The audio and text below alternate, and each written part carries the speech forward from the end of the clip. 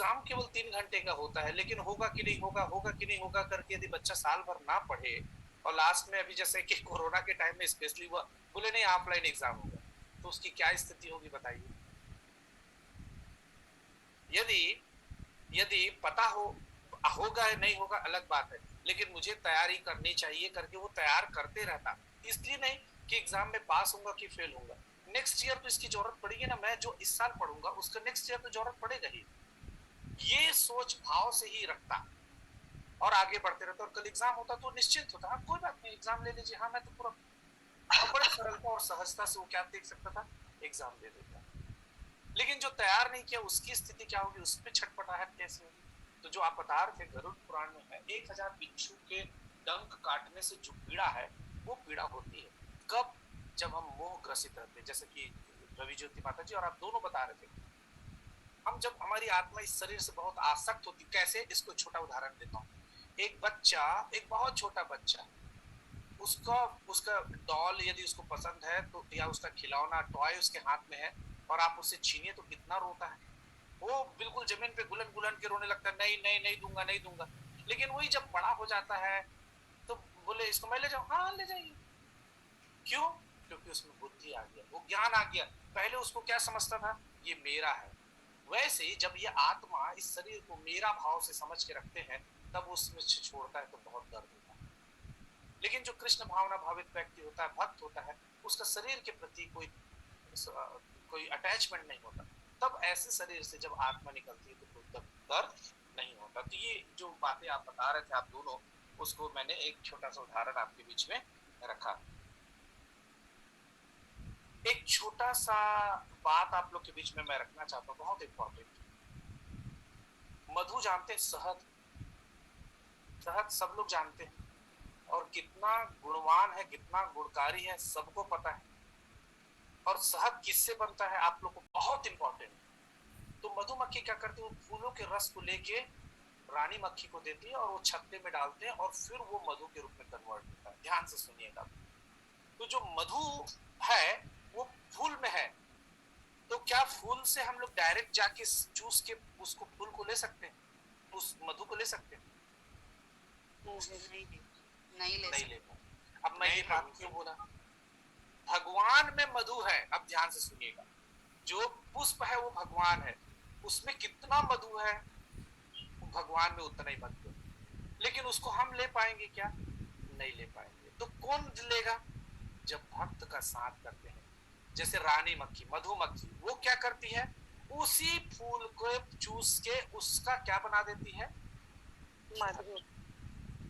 शहद। इसी प्रकार से जो वैष्णव है, कल जो चर्चा हो रही थी, संदीप प्रभु चर्चा कर रहे थे, आज जितनी चर्चा हुई, तो ये वैष्णव क्या करते हैं, उस पुष्प रूपी जो फूल है भगवान श्री कृष्ण, उसके गुणों का, उसके रस का, उसके मधु को निकाल के शहद रूप में परिवर्तित कर देते हैं। इसलिए हम उसका आस्वादन करना हमारे लिए क्या हो जाता है, बड़ा सहज और सरल हो जाता है। डायरेक्ट भगवान कृष्ण को नहीं समझ पाते, जैसे हम डायरेक्ट मधु को नहीं ले पाते, लेकिन वैष्णव के माध्यम से, जैसे मधुमक्खी के माध्यम से हम शहद ले पाते हैं, उसी प्रकार से ये वैष्णव क्या करते हैं, हमको कृष्ण रूपी मधु निकाल के हमको चटाते हैं। ये फर्क है इसमें, बहुत सुंदर है ना। और तीसरी बात जो बहुत महत्वपूर्ण है, श्लोक की शुरुआत जो है, उस श्लोक की शुरुआत ही बहुत सुंदर है। क्या है, सादिभूत आदिदैवम स आदि यज्ञम।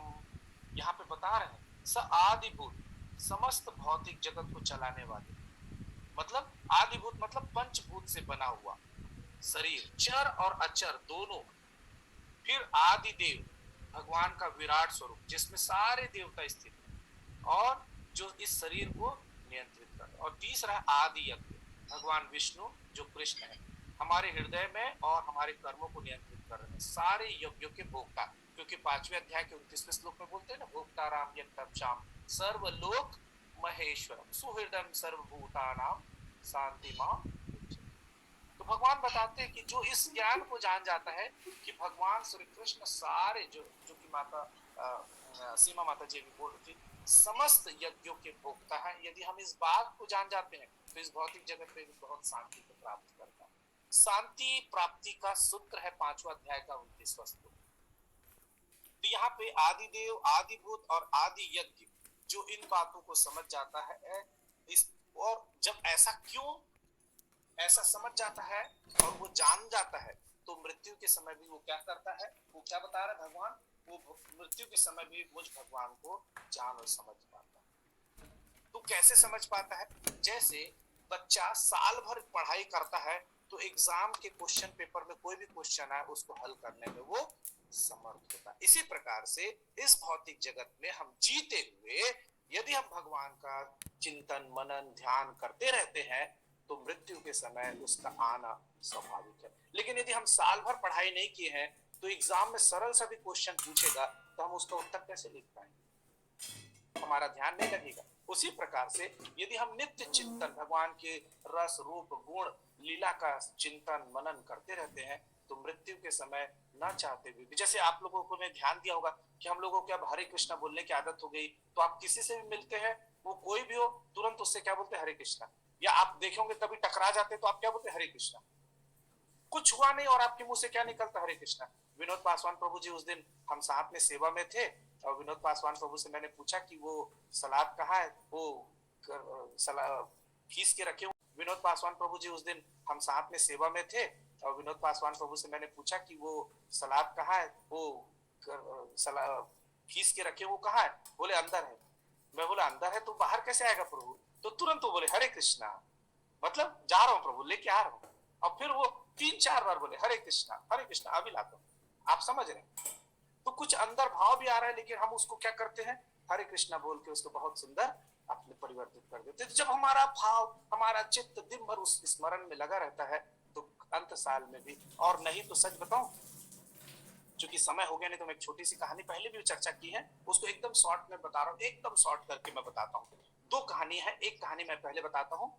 एक बार एक नदी के तट पे 2 लोग खड़े थे, एकदम शॉर्ट करके बता रहा हूँ। 2 लोग नदी के तट पे खड़े थे और एक काला बाल देखा और वो बहता हुआ दिखा। तो एक व्यक्ति ने दूसरे व्यक्ति से बोला कि कोई स्त्री बह रही है, ऐसा लग रहा है, उसका बाल है, देखो देखो।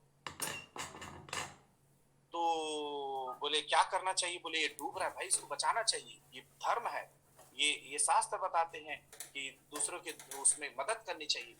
तो एक व्यक्ति उसमें कूद गया और उसको पकड़ा और खींच रहा है। तो देखिए कि वो और बह रहा है। तो दूसरा व्यक्ति चिल्लाने लगा, बोले उसको लाना इधर, तो कहाँ उसके पीछे जा रहा है। बोले अरे मैं इसको बचाने आया था, मैं इसको पकड़ने आया था, ये मेरे को पकड़ लिया।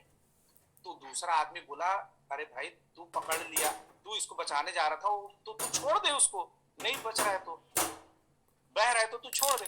बोले नहीं अब मैं नहीं छोड़ रहा हूं, अब ये मेरे को पकड़ लिया। तो बोले कौन है ये, बोले भालू है। मतलब वो नदी में भालू बह रहा था तो दूसरा आदमी सोचा कि कोई स्त्री पैरी करके उसको गया और उसको बचाने के लिए खींच के ला रहा था, तो भालू उसको पकड़ के वो अपने साथ खुद खींच के ले गया। तो आचार्य गण बताते हैं कि ये जड़ जगत भी कैसा है, ये हमारी पत्नी, हमारी स्त्री, ये समाज, ये सब क्या है, भालू की तरह है। हम इससे बचना चाहते हैं लेकिन ये क्या करते हैं, हमको पकड़ पकड़ के खींच लेते हैं। तो ये आचार्य गण उस उदाहरण के माध्यम से, इस एग्जाम्पल के माध्यम से बताना चाह रहे हैं कि हमको ज्ञान होना चाहिए कि कब जाना है और किसको बचाना है और कैसे बचाना है। ठीक है।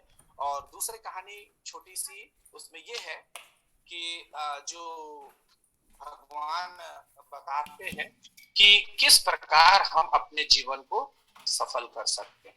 जैसे एक नदी को पार करना है तो नाव बहुत जरूरी है।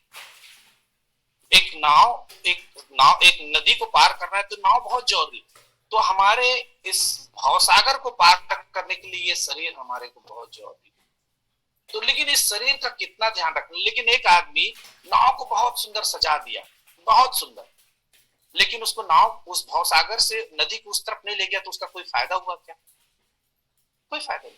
इसी प्रकार से इस शरीर को हमने बहुत यत्न किया लेकिन इसका उपयोग हम भवसागर को, भगवान धाम को प्राप्त करने के लिए नहीं कर पाए, तो ये शरीर कितना भी सुंदर हो इसका कोई फायदा हुआ क्या?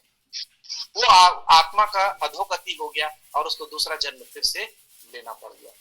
तो इसलिए जैसे एक नाव नदी को पार करने के लिए जरूरी है, उसी प्रकार से एक शरीर है, वो आत्मा का अधोगति हो गया और उसको दूसरा जन्म फिर से लेना पड़ गया। तो इसलिए जैसे एक नाव नदी को पार करने के लिए जरूरी है, उसी प्रकार से एक शरीर इस भर जड़ जगत से मुक्त होकर भगवान के धाम जाने के लिए बहुत जरूरी है। तो इतना उसका ध्यान रखना चाहिए कि जैसे एक नदी को पार करने के लिए नाव में छेद ना हो, उसमें पानी ना भरे, इस बात का ध्यान रखना है। उसी प्रकार से इस शरीर को कोई कष्ट ना हो, इस बात का ध्यान रखें।